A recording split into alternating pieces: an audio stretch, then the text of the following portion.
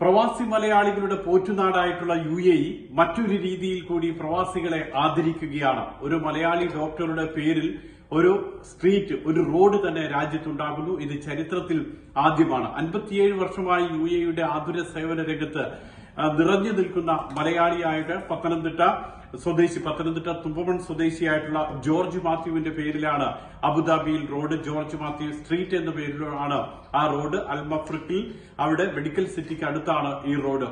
ഇങ്ങനെ ഒരു പേരും പെരുമയും മലയാളിക്ക് ലഭിക്കുന്നത് ആദ്യമാണ്.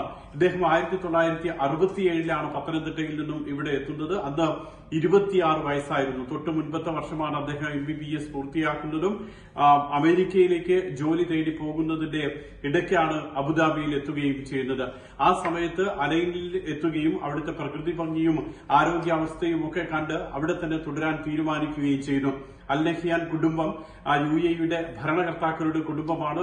ആ കുടുംബത്തിന്റെ ആരോഗ്യം ഇദ്ദേഹത്തിന്റെ കൈകളിൽ ഇത്രയും കാലം സുഭദ്രമായി തുടരുന്നുണ്ട്.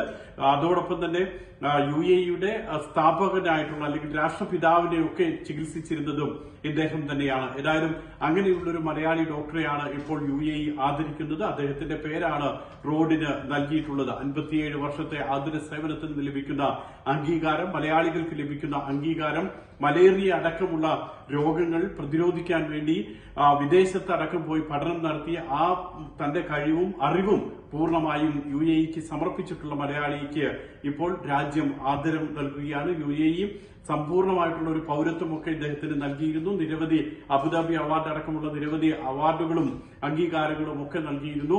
ഒടുവിലാണ് അദ്ദേഹത്തിന് ഇപ്പോൾ ഇങ്ങനെ ഒരു അംഗീകാരം കൂടി UAE നൽകുന്നത്.